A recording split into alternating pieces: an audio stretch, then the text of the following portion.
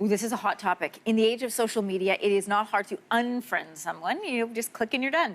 But what about in real life? There are times in our lives when, you just outgrow a friendship or you find out it's not working anymore. But how do you go about ending a friendship without all the drama and heartbreak? Yeah, here with some great advice on how to approach this awkward situation is psychotherapist Hina Khan. Welcome back to your morning. Thank you. All right, you say that if this doesn't happen to you or hasn't happened in your lifetime, you're probably not putting yourself first. Absolutely. So many times our social circle consists of people that we've grown up with or maybe we went to school with. But if you're growing personally and professionally, chances are they're not going to be growing with you. Not everybody, at least. And here's what I see. I see people playing too small for too long because they're worried about that. They're worried about what other people think if they break away.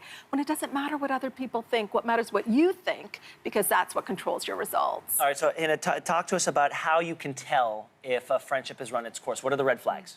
Well, I think the key indicator is how do you feel? So when you get that text saying, are we going to meet up? Do you feel excited about it, enthused, or do you feel like, you feel like this is going to be a hard night? And also the content of the conversation. Are they still talking about what happened in 2008, the heydays, where you've kind of outgrown that? Or maybe they're into things that you're no longer into. It doesn't interest you. So those are the two key indicators. So you've identified the red flags. Yeah. You've determined this is not something that is going to bring me life and I need to move on. Yes. But what do you do? Yes. Nobody likes to have the awkward conversation, do they? No. Is it okay just to vanish? I don't think so. I think if this person meant something to you at some point and you've outgrown them, I think just for an integrity purposes, it's good to let them know that maybe you're now focused on your career or building your business or your health, so you're not going to make pub night or you can't be part of the book club. Here's the thing. Some people aren't going to like it. They're not going to like it because they like you the way you were and they liked you in their life the way you were. But when you start to act from this place that's the highest expression of you, you give them unconscious permission to do the same. So listen, in an ideal world, there's a very elegant conversation and we part not as friends, we part as not friends. But there's still social media to consider. There's that footprint, there's that shadow that follows you wherever you go. And you might have left their lives in reality, but for all practical intents and purposes, they can still follow you. Absolutely, and you can still follow them. Yeah, so what do you do there? Well, I think it's important not only who you surround yourself with, but what you absorb.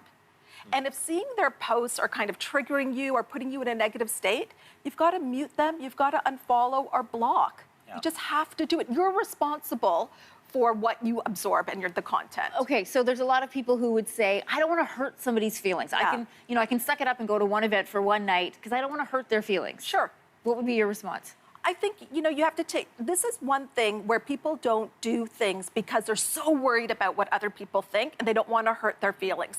If you really want to make a change and this person is no longer a part of where you're going, their feelings are going to be hurt. Yeah. They just will be. So what if this isn't like a colleague or, a childhood friend? What if this is somebody that's part of your family? Oh, yeah, the family member.